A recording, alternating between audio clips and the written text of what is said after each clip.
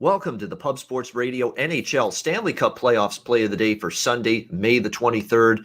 Ian Cameron with you. We'll try to bounce back from last night. Very tough result with Leafs in the first period because the Leafs won the game. You would have won if you bet them in regulation. You would have won if you laid the full game puck line. Unfortunately, I was on the first period puck line with Toronto, and the game was tied 1-1 after the first. So tough one to stomach there.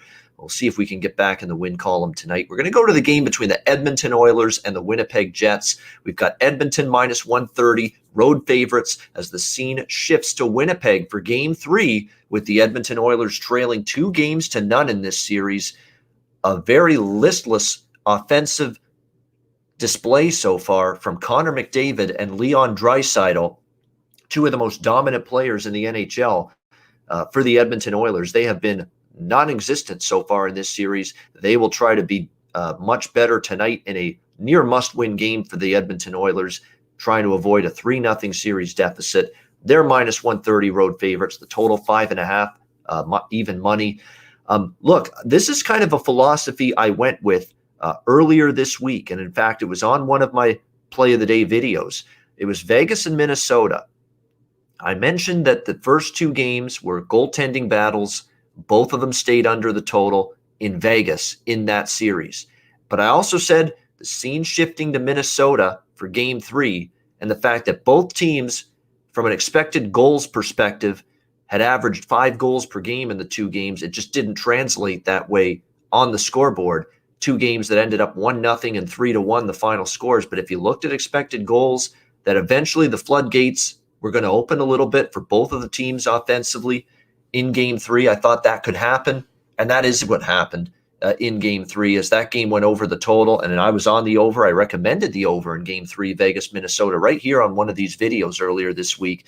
And I'm following that same thought process and that same way of thinking here going into Game 3 tonight between the Oilers and the Jets. Yes, we've seen 2 unders. Yes, we've seen Winnipeg really commit to a tighten up the neutral zone, check all over the ice, and a defense-first mentality with the Jets and Paul Maurice really from the beginning of the series saying that's our best way to beat Edmonton, is try to make this a grind-em-out series and a lower-scoring one.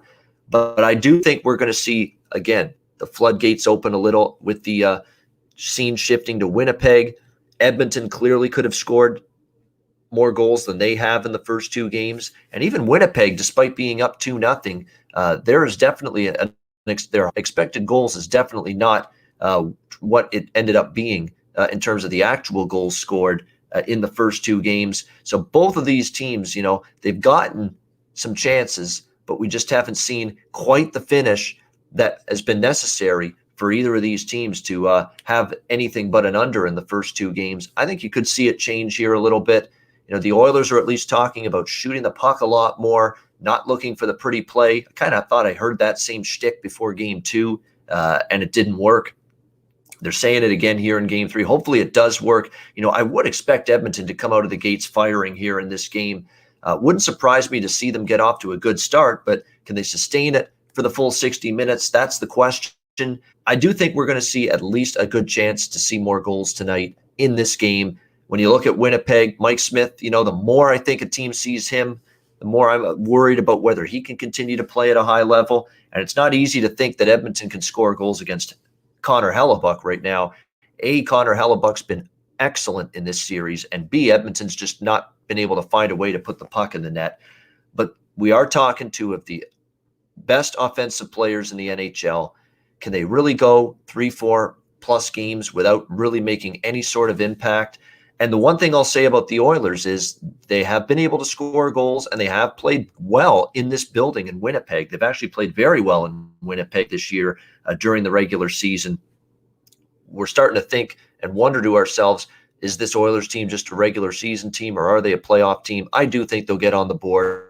I do think they'll get on the score sheet, find the back of the net a little bit tonight. But I also think the Jets can as well.